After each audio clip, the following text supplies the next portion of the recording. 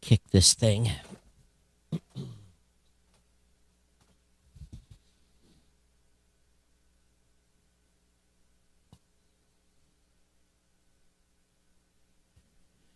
All right, let's try this.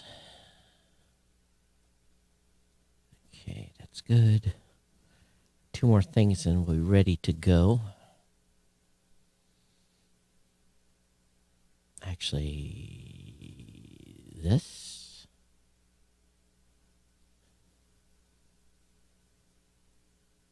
And 1 more. All right. If that doesn't work, there's nothing I can do.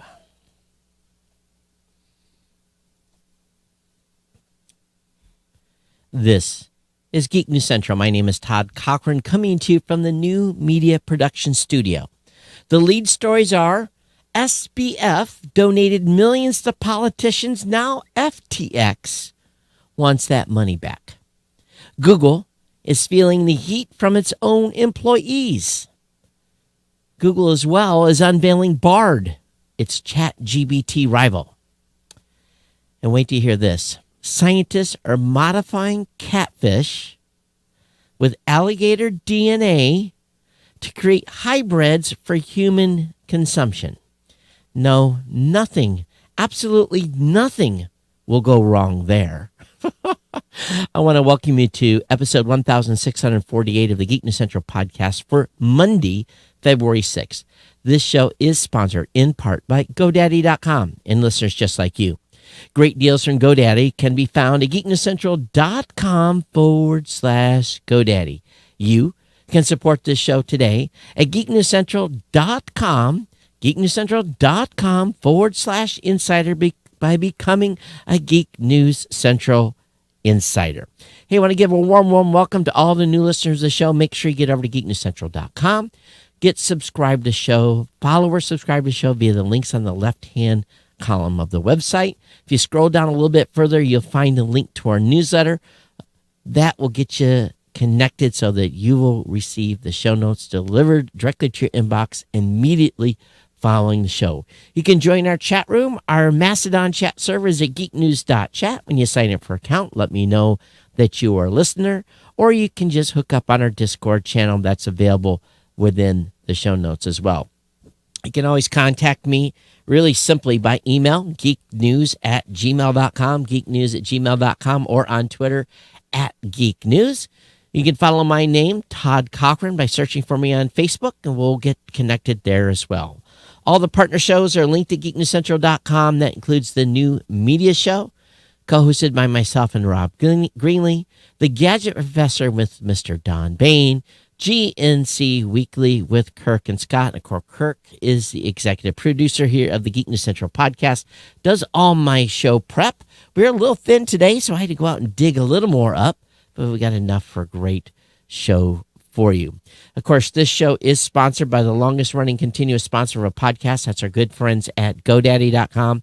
GoDaddy is going to deliver you major savings when you go to geeknewscentral.com/GoDaddy. Utilize my promo codes. You can get up to 30% off new product purchases, or get a brand new domain name if you're a brand new customer, or transfer one in for $4.99. New customers only. Got $1.99 a month economy hosting for the first year. Yes, $1.99 a month economy hosting for the first year includes a free domain name, or $2.99 a month managed WordPress hosting for the first year with a free domain name. These are unequivocally the absolute best deals that you're going to find on web hosting that's available online today by using one of my GoDaddy promo codes. You can also get a free trial of GoDaddy Website Builder, your choice of personal, business, or business plus plans. That's a 1-month free trial. Again, all of my codes are designed to save you cash. These are current codes working. 94% off GoDaddy hosting accounts. $3.50 off on GoDaddy domain names. Again, you are supporting a small writing team and allows me to do what I do here, keeps the show online, keeps electricity paid, the insurance paid, all that stuff. And we definitely thank GoDaddy for being a longtime sponsor here of the Geek News Central podcast. Definitely appreciate their ongoing longtime support. Hope that you will support them with a GoDaddy purchase. So one thing I want to do here is we have been experimenting. And yes, we're live. It's showing live on the Geek News Central. Beautiful.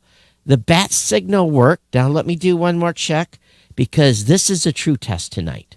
We're seeing if live video is actually working. Now, what I need to do, let's flip this over here. If we click this and then we see live video, did we get live video? No, we only got audio. Why did we only get audio? It didn't do live video on this app, but it does. Okay, so we'll go back to the experimentation board. That's one thing that we're doing here. But as you guys can see on this, it shows that we're live, and it's okay. So that's working the way it should. So, well, what I set up was an HLS streaming service to maybe Podverse doesn't support HLS. So we'll get back in the chat room with those guys. But the main thing is the bat signal was sent out, and the show went live like it was supposed to. And I'm very, very pleased about that on the apps. And so why is there 3 listings for this show? That's very, very odd why there's 3. I'm thinking because we updated an RSS feed today. So maybe Podverse doesn't support video. I don't know. But we'll send a question out to the Podcasting 2.0 folks and find out what the deal is. If you're watching live, thanks. Make sure you check in and say hello. But get you real caught up here. Last Friday, I was on the Podcasting 2.0 show. Myself and Mike Dell from Blueberry were on. We talked about what we were doing and things going on in the space. So if you want to get abreast of all the latest and coolest stuff, go over to Podcasting. Just subscribe to Podcasting 2.0 on your favorite podcasting app, preferably Fountain, because we had big fun on the last new media show and also on the Podcasting 2.0 show. As well, there's been big changes to RSS here at Geek News Central. For years, and you probably guys don't know this, but for years, Geek News Central's RSS feed was geeknewscentral.com/podcast.xml. In order to basically update things quick enough to be part of this new ecosystem where basically we send out a bat signal that something's happening here live, and they immediately grab the RSS feed and they send a cache buster. Well, I was using a static feed, which required a few extra steps to get the feed updated. And by that time, the polling would pull it so quick that it would not update in time because basically the information was the feed is a ground truth. So we've removed static feeds and now we're on dynamic feeds again, which, well, not again, for the first time ever. It should be completely transparent to you. We've got a 301 redirect from the old feed to the new feeds. You should see no change whatsoever. Knocking on wood, that all works. I tested it quite a bit this morning. So everything should show up like it's supposed to in your normal podcast app. So it's not something I do lightly here because of the amount of traffic that this site gets.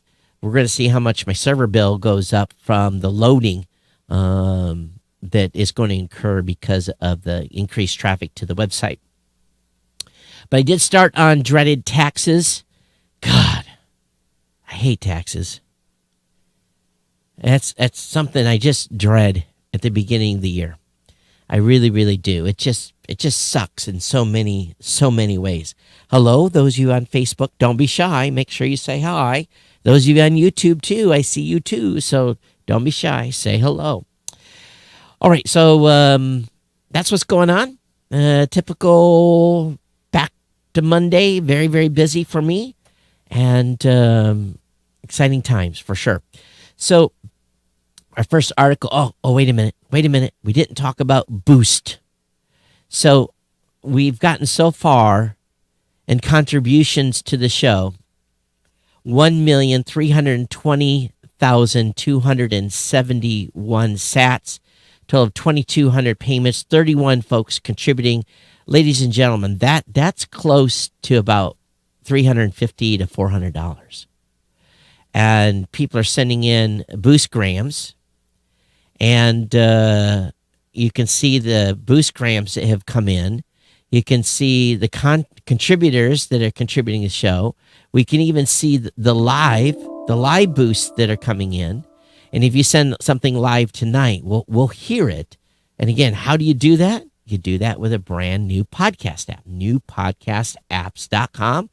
I encourage you to use Fountain. That's the one that I've been using personally quite a bit. I like it a lot.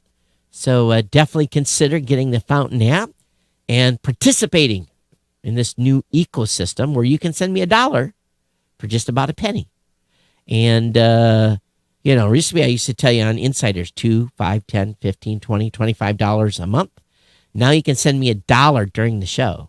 If I say something you like, you say, oh man, Todd, you were on the mark there. Boost that for $1, which would be about 4,000 Satoshis. So that gives you an idea. 1,000 Satoshis is about 25 cents right now. So just, cash some Satoshis in, donate some tokens to the show. We definitely appreciate it. You can go on the leaderboard here, and you'll boost under Geek News Central. And actually, when you send out a boost, we give 1% to Podcast Index to help them. We also give 1% to another organization, and the app actually makes money on that as well. Keeps the app providers paid so that they can design and continue to grow their user base. So enough on that. All right, so SBF donated millions. Who are we talking about? Sam Bankman-Fried.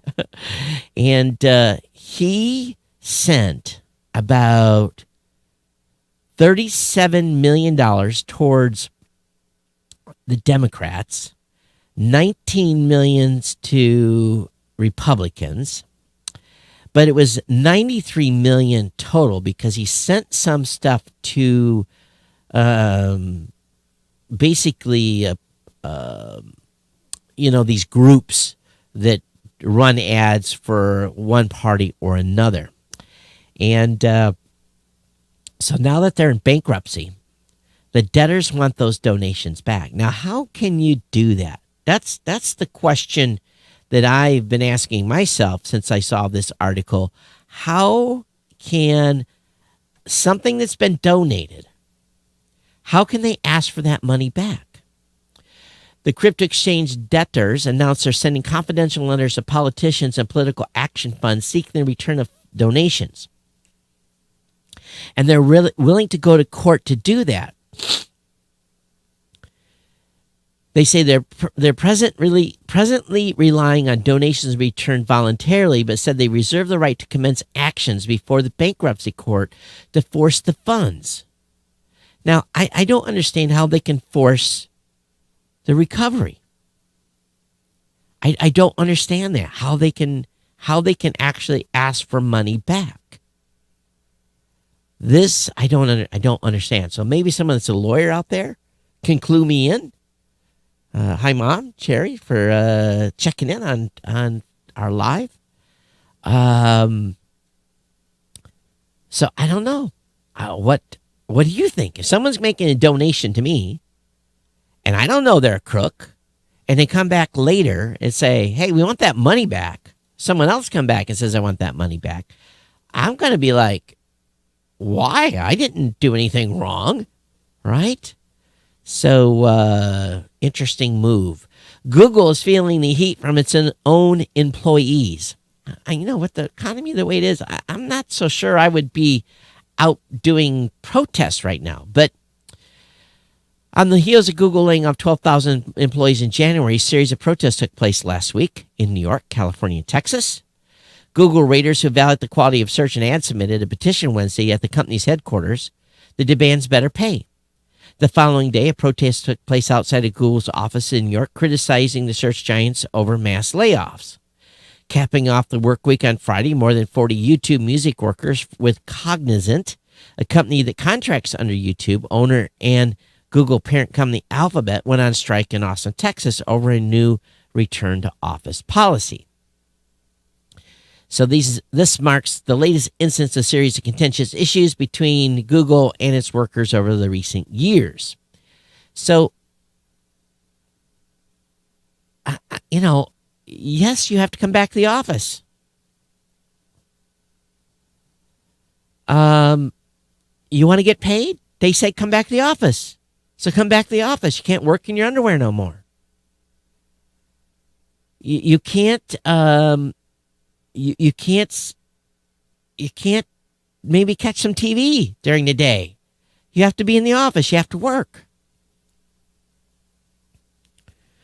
They say they're paid as little as $19 an hour. And because they have to relocate, some of these people left the location they were working in, there's no relocation or travel allowances, and childcare costs would be too high. We fully understand that things have gotten more expensive. We're all dealing with lower pay, not lower pay, but more expensive stuff. But $19 an hour, okay, then there's lots of people still hiring. 500,000 jobs were created last month. So time to, get the resume sharpened up. But they say, come back to the office, come back to the office. I understand it. Google at the same time has unveiled Bard. We've talked about that a little bit here. It's ChatGPT rival. Again, the AI will act as an experimental conversational AI service for its users, according to the folks over at Engadget. And they're going to reveal this, I think, tomorrow. Or no, they have an event coming up. Let's see what I can find out here. There's a video on it. Bard will serve an experimental conversational AI service. It's built atop Google's existing language model for dialogue applications, which is their Lambda platform. Bard seeks to combine the breadth of the world knowledge with the power of intelligence creative of our large language models. So the program will not simply be open to the internet as ChatGPT was. Google is starting with the release of a lightweight version of Lambda, which requires far lower system requirements than its full-space brethren, for a select group of trusted users before scaling up from there. We'll combine external feedback with our own internal testing to make sure Bard's responses meet a high bar for quality, safety, and groundedness in real-world information. So, guess we're not actually all going to see it. So, there it is. Select users. Now, the headline that got me the most attention today was saying scientists, this is from Business Insider, scientists are modifying catfish. I know catfish is pretty good in itself, right? I've had catfish. I like fried catfish. Scientists are modifying catfish with alligator DNA to create hybrids for human consumption. Please, I hope this is completely controlled. Scientists at Auburn University injected alligator DNA into farm-raised catfish. The scientists found that the fish were more resistant to disease and less likely to reproduce. Is that a good thing for catfish? They hope the new and less disease-prone catfish will one day be sold for human consumption. So, they say that they modify catfish with, oh my God, cathlacidine gene of an alligator. Cathlacidine is found in the intestines as an antimicrobial peptide responsible for helping organisms fight diseases. The gene, which was added using CRISPR, heightened disease resistance among catfish and compared to wild catfish. The researchers know that survival rates of catfish were 2 and 5-fold higher. Because researchers added the cathlacid to a gene for a reproductive hormone, it also reduced the catfish ability to reproduce, which they said is important to prevent genetic contamination of the hybrid fish with wild catfish. Okay, they don't want wild catfish mingling with these two, of course, because in case one gets loose, which you know will. The authors noted some uncertainty using the CRISPR technology, primarily used in studying in mammals on fish. The paper has not yet been peer-reviewed.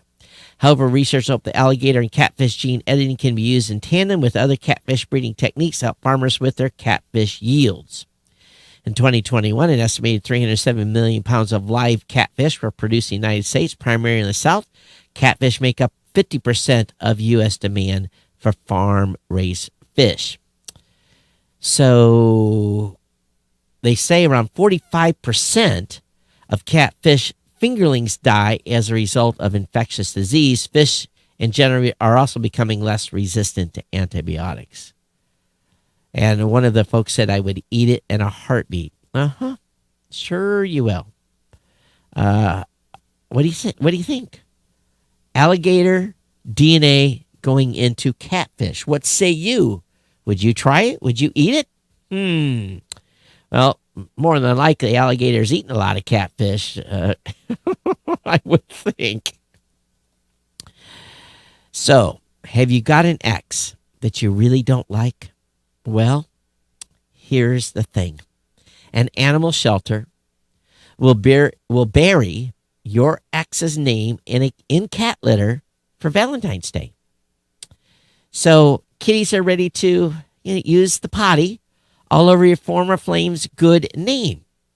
So, in exchange for a $5 donation, this Ohio animal shelter is offering an opportunity to do just that. The Animal Friends and Humane Society will write the name of your ex in a litter box and give it to the felines, who will then happily bury your once special someone with their smelly business. And what they're going to do is they're going to actually take a picture and post it to Facebook for you, which will be nice. The website for the fundraiser shows an image of a cardboard box with litter pushed aside to real names like Andrew, Alex, Hope written on the box's bottom. You can get your ex name enshrined in a litter box by donating through Venmo or in person at the Hamilton, Ohio shelter. So, great way to give a donation when you just give a donation without, I guess for better words, pissing on your ex. Kind of funny, isn't it? Well, good little thing. In science news, Jupiter overtakes Saturn as the planet with the most moons. After losing its lead to Saturn in 2019, Jupiter once again surged ahead. Astronomers accounted 12 previously unknown moons in orbit around our solar system's biggest planet, bringing the total known to 92, and leaving Saturn with its measly count of 83 in the dust. The orbits of the moons, which are unnamed, have been published in circulars of the International Astronomical Union's Minor Planet Center, which keeps records of all small bodies discovered in the solar system. Jupiter just happened to be in the sky near the search fields where we're looking for extremely distant solar system objects. So we'll see if these things keep swapping places as they get more powerful telescopes and so forth. Doesn't say how big some of these moons are. What is it? How big does something have to be to qualify to be a moon? What's the size? Is there a definition for that? Maybe someone can tell me. Send that in an email to geeknews@gmail.com. Is it like the size of a baseball, or does it have to be of substantial size? A lot of stuff in the news about Elon Musk and Twitter. Twitter is expected to face the strictest EU content guidelines. So Twitter and EU's executive arm are gearing up for the company to be designated very large online platform under the bloc's new Digital Service Act, according to people familiar with the matter. That means the company has enough monthly active European users. They'll have to report on how it's reducing harmful posts and could even be forced to change its logos by the European Commission. For Musk, it means that a stripped-down company will be subject to a more intrusive regulatory system and could face significant penalties, up to 6% of the company's revenue that they don't have, or even a ban from operating in Europe. If it doesn't apply, the EU, meanwhile, would avoid embarrassment of having one of the world's most influential platforms escapes its efforts to tame online content. Tech companies, regardless of size, have to follow fundamental rules of the DSA and take down illegal content in all the 27 EU countries. The EU's largest platforms, with more than 45 million monthly active users, will be designated as very large online platforms, or VLOPs, will face centralized, tougher scrutiny by the EU's executive arm in Brussels, some paid bureaucrat. It's going to tell Elon and Twitter and Facebook and others on how to run their business. Meanwhile, Twitter suspended 400,000 for child abuse content, but only reported 8,000 to police. Think about that. 8,000. 8,000 people were reported for child abuse. 8,000? That's a number. Now, people are complaining that this thing is not taking stuff down quick enough. Last week, Twitter Safety tweeted the platform is now moving faster than ever to remove child sexual abuse materials. It seems, however, that not entirely accurate. Child safety advocates told the New York Times that Twitter started taking twice as long to remove CSAM flagged by various organizations.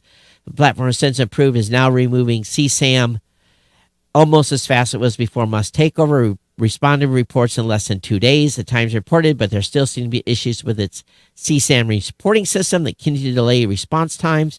In one concerning case, a Canadian organization spent a week notifying Twitter daily as the illegal imagery of a victim younger than Ted spread unchecked before Twitter finally removed the content. Why can't, when that stuff gets reported, why can't they automatically put it in a holding bin and not allow it to be seen until it's verified?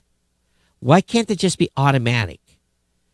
I guess people could abuse it, but you would think that trusted agencies are reporting this stuff would be whitelisted to be able to get rid of this stuff. Twitter's trust and safety chief, Ella Irwin, tweeted last week that combating CSAM is incredibly hard, but remains Twitter's safety number one priority. Twitter agrees with the experts and is aware that much more can be done to proactively block exploitative materials. They should just make trusted external partners to flip this stuff off. But 400,000 accounts were suspended, but only 8,000 reported to police.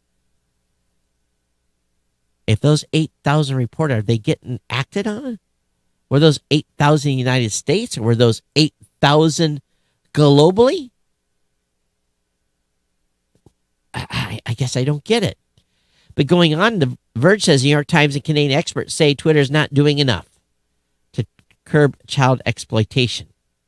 So it's more of the same. And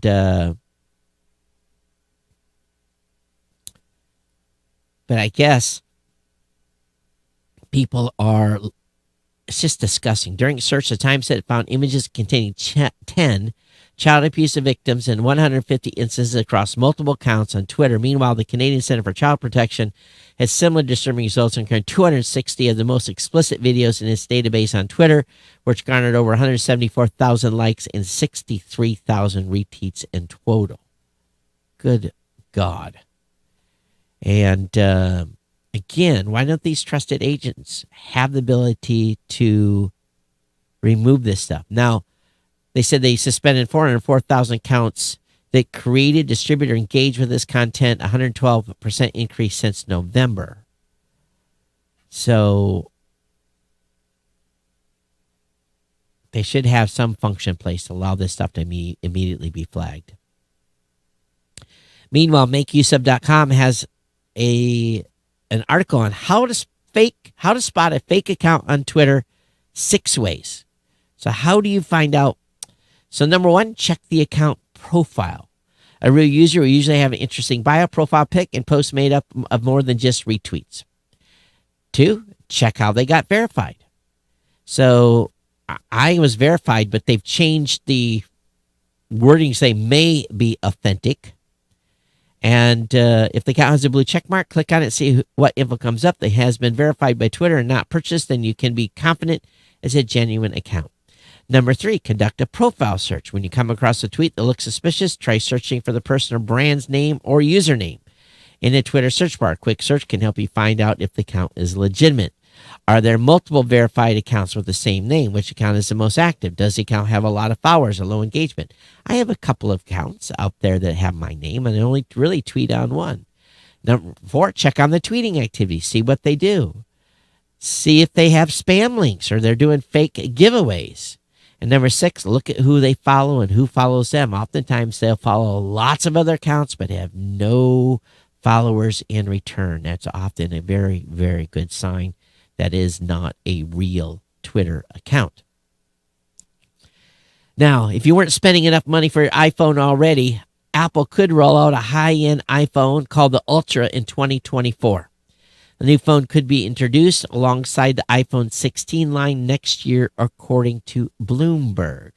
So, we already spent a lot for our phones. According to the report in Apple's earnings call last week, CEO Tim Cook indicated he believes people will pay more for a better product. I think people are willing to really stretch to get the best they can afford in that category, Cook said, according to the report. The company is expected to release iPhone 15 this fall. While not much is known about the new lineup, we know it's going to have better cameras, better storage, all that stuff. And of course, then iPhone 16 the following year, whatever it's going to be. And then maybe this Ultra. So are you that much of an Apple fan that you would go with the Ultra? I could see it. There are some Apple fanboys out there that would go with Ultra. And one thing our company is doing is we're now going a little longer on our phone replacements, where we used to replace every 2 years. Now we're going a little bit longer because phones are just lasting a lot longer, not being degraded. So it's something that we're doing internally at our company just to make our dollars stretch further. Ben Affleck, I guess he was looking painfully bored at the Grammys, is now a meme. And if you look at this picture of him, Jennifer Lopez looking beautiful as ever, Ben Affleck looking very disgruntled. It looks like he either got chewed out before he arrived, or she told him you have to get dressed up to go. But he was not happy to be there and not happy to get his picture taken. And there was memes. Ben's bringing the same energy to the Grammys that a 15-year-old brings when they go anywhere with their parents. Another meme is Ben Affleck looks like he'd rather be at Dunkin'. Another one that said that Ben Affleck would rather be anywhere else than front row at the Grammys watching Stevie Wonder crush Higher Ground. So everyone was talking about Ben Affleck.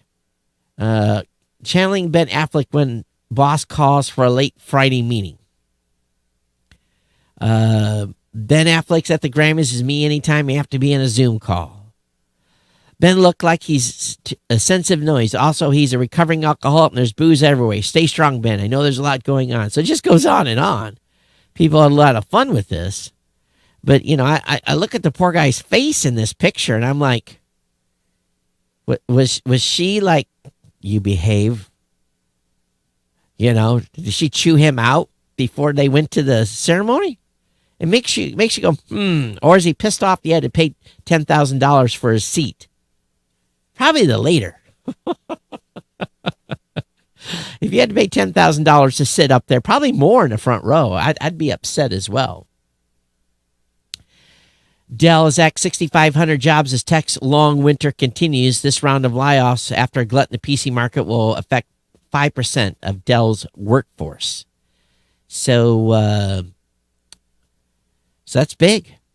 Another 6,500. Dell falls Microsoft, Alphabet, a.k.a. Google, Facebook, Amazon, Intel, HP, Lenovo, and dozens of other companies, and into 2023 making significant job cuts. Now, I heard something very, very interesting. I'm watching on YouTube I'm watching a couple of truck driver channels. I don't know why. Just ended up on one of them is called Just Trucking. And the guy's got a Kenworth. He's got his own trailer. He's independent, and he's not doing loads. He's like doing 3 or 4 loads a month just to pay his minimum bills to keep his truck license and everything, because the trucking industry pricing per mile is just tanked, and people are suffering pretty bad in the trucking industry.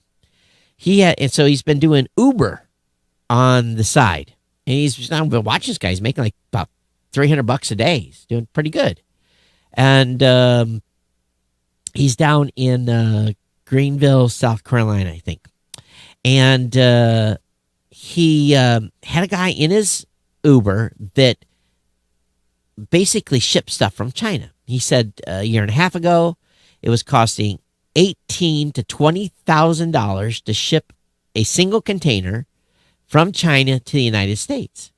And he says right now, he says everything's over inventory, people are not shipping stuff, so containers and people are throttling way back. Now this is a sign that stuff's going to get real. Container shipping out of China right now is down to $1,800 container, coast to coast. So you can ship a full container from China to Long Beach or any port on the West Coast for $1,800. And then about $1.79 a mile is what $1.79 to about $2 is what truckers are being paid. And the guy that I'm following, he says, hey, that has to be up in the 2s and 3s, or I'm just, I don't have enough money for maintenance. I cover gas to make a little bit of money, but it's not worth getting in the truck and driving. And so he's an independent. So I know we have a few people that listen to the show that are truck drivers. So are you independent, or are you working for another trucking firm? And what are you seeing? Are you seeing the same thing in your part of the country that he's seeing?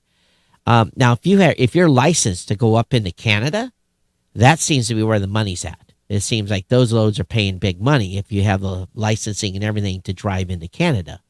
Also seems like some loads that he was showing on this load board going west to Nevada, if you want to take that route, was paying about 60 to 70 cents more. That he said his problem is, I'm going to get out to Nevada, then I got to try to find a load to get back. And sometimes that's where you'll get screwed, because he's an independent, so he has to book his own loads. So it's an interesting time for truck drivers right now. A lot of trucks on the road, but I don't think they're making that much money. So any of the truckers out there that listen to this show, I want to hear your comments, geeknews@gmail.com. Let me know what you're seeing out there. But again, I watch another show where a guy drives for a company, and it looks like he's staying pretty busy. But I don't know what he gets paid per mile. He doesn't own the truck. He's just a driver. I shouldn't say just a driver, but, he's not an independent operator. News out of Tesla. Tesla raises the Model Y price after the Treasury Department says it counts it as an SUV. After dropping prices by up to $13,000, now they've increased up to $2,000. Tesla's increased the price. At the beginning of January, a 5-seat Tesla Model Y long-range crossover cost $65,900. They dropped it to $52,900. Now this has gone up to $54,900. And again, because of the ruling that it qualifies as an EV SUV. So as part of that tax credit for the Inflation Reduction Act. So it might be a great time to consider, a Tesla if you're in for an EV because of the rebates and so forth. Well, anyway, that's in the news on Tesla. I haven't been to a movie theater now again in, 3-4 months. But AMC is about to make paying for theater seats more like booking an airline ticket. AMC's new plan for ticket pricing will make spots at the front of the theater cheaper, while good seats in the back are going to get a little more expensive. So it's called Sightline, and it will split auditorium seats into 3 different pricing tiers in theaters across the country. The marketing officer described Sightline as an effort to get consumers thinking of buying movie tickets the same way they might events much as entertainment venues. So I don't want to. I've gotten stuck in front, and it sucks. They should just take those rows out. Every seat does not deliver an amazing movie-going experience. Sitting in the front 2 or 3 rows is not a good experience at the majority of theaters. So they might as well give those front seats away for like $1 or $2. Because I rarely see people sitting in the front rows. So, maybe it's going to be a way to get people in that can't afford seeing a movie, maybe at a discount. But they didn't say how much the price was. Some folks made a monstrous DIY mechanical keyboard. It cost $14,000 to build. This thing is insane. It basically takes 2 people to pick the thing up. It's massive. It's 1.9. Okay, this is not, can't be right. It says you can act. Okay, no, this one is. Where is the size on this thing? Did they say how big it is? It's huge. Well, it's at least 5.5 feet long. They got a person laying beside it and probably about 3 feet deep.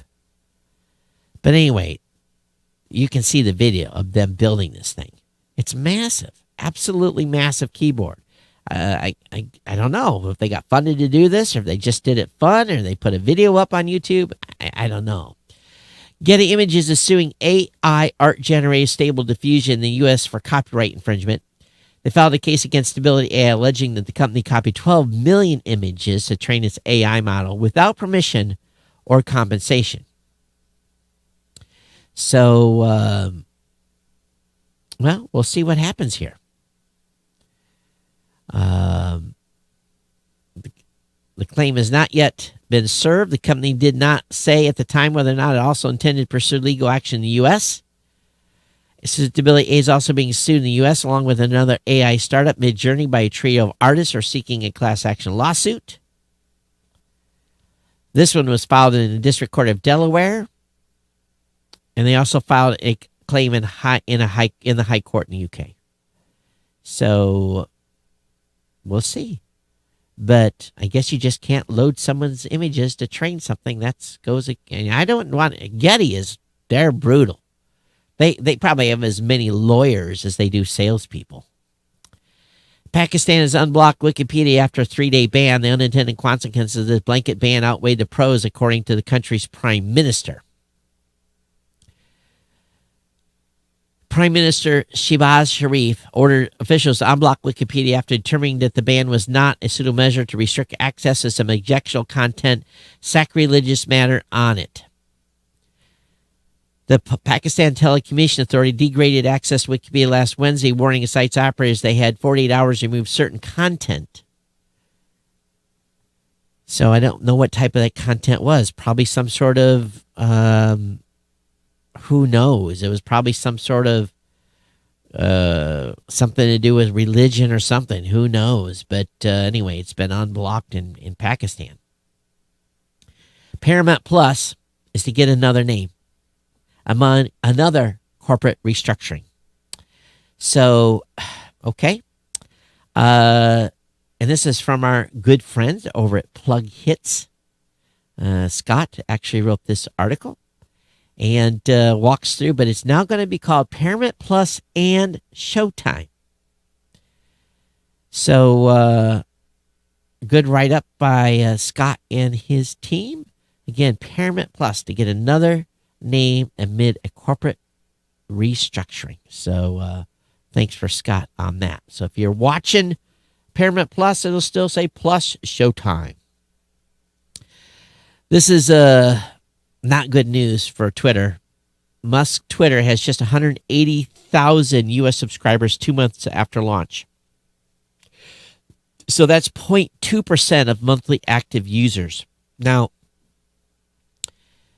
typically, if he got 2 to 3%, that would be a really good number that would pay for the service. Point two is definitely underperforming. Twitter has 290,000 global subscribers. And of course, Twitter's charging $8 a month for Blue Verified on the web and $11 a month on iOS. So that's the U.S. number is about 62% of Twitter's global subscriber total. So 38% from overseas. But 0.2%, he's definitely underperforming. So he's going to need to do some work there. That's not going to bring in a lot of money. That's going to bring in, I think someone said about 30 million or something like that. Well, we can actually do the number. 180,000. Let's just get the calculator out here. And I can probably do this on top of my head, but my brain's not working too good. So we'll take 180,000, and we're going to times that by 8, and times that by 12.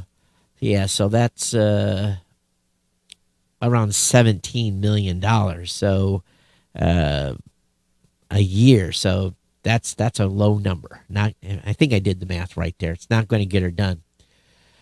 Hey, Lee, she said, we can always get a refund if only the front row is available. Oh, well, not at AMC starting soon. AMC, you can get the, you can pay for that cheaper seat. So they have a new thing going on. So, when I first started Blueberry podcasting, I was working a regular job, working at night. I was really not sleeping much. I was probably sleeping 4 hours a day, maybe. And this is kind of crazy. Now, I was definitely working 7 days a week, and Saturday and Sundays I would usually try to put 8 to 10 hours. And at the time I was also getting my college stuff done. So it was, I was burning the candle on all ends. The billionaire spoke to Wall Street Journal the limits to fixing Twitter and his back pain. He said in an interview, I had trouble sleeping last night, so unfortunately I'm not at my best. The billionaire recently told a lawyer during a trial in San Francisco. Later, Musk added, I'm sorry for squirming around. I have quite severe back pain.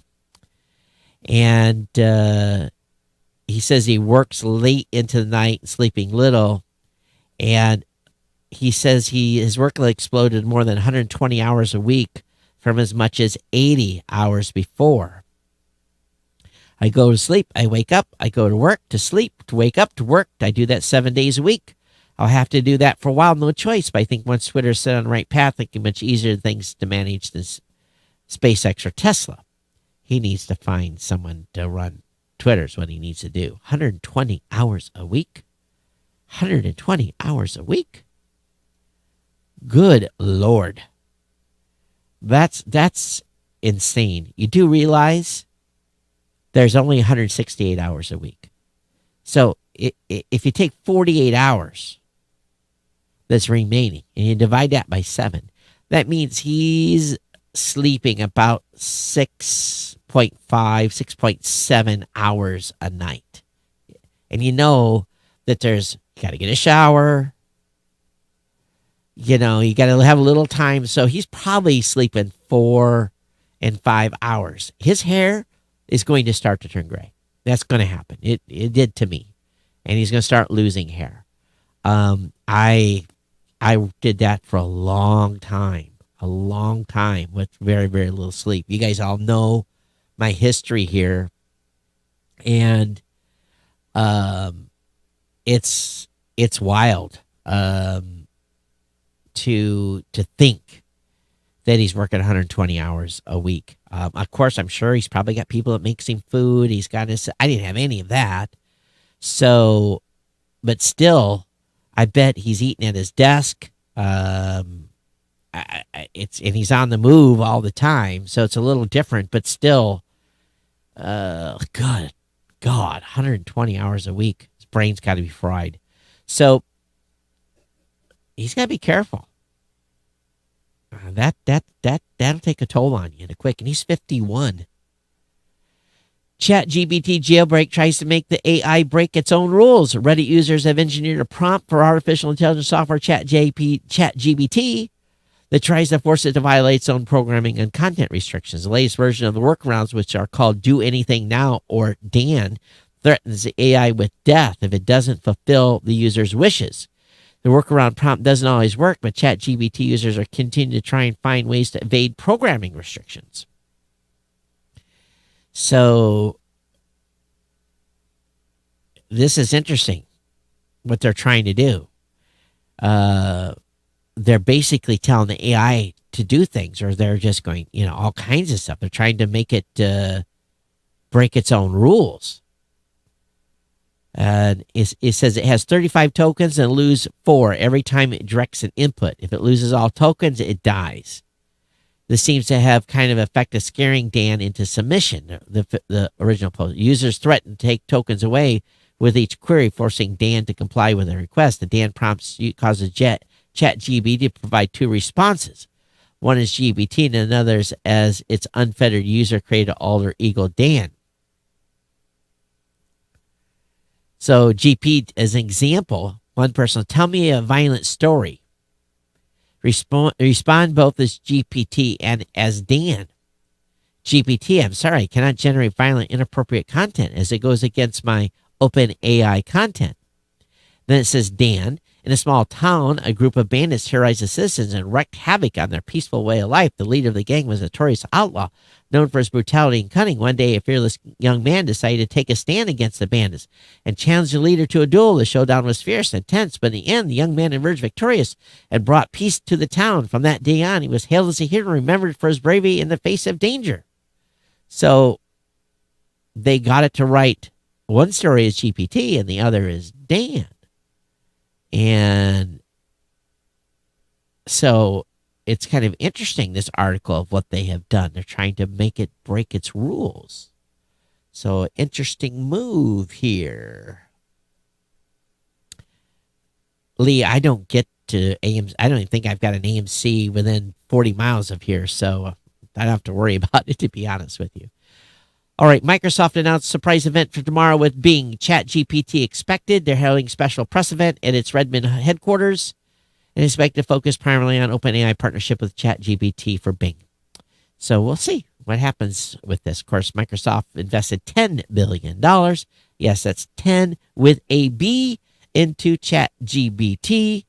And so we'll see what they have to say in their press release. We'll probably be able to cover it on Thursday's show.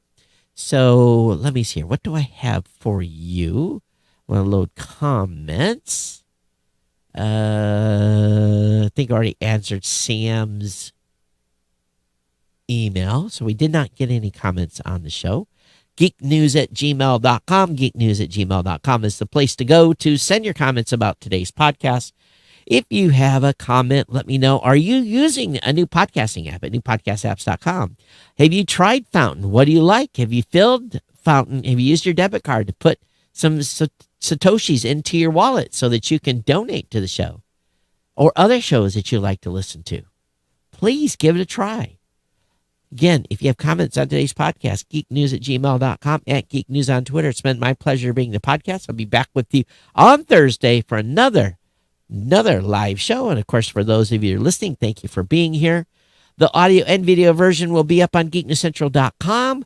Appreciate your ongoing support of the show. And those of you that are insiders can really continue. Thank you for your ongoing $2, $5, $10, $15, $20, $25 a month donations. And those of you that contribute on a reoccurring basis, I definitely appreciate that as well.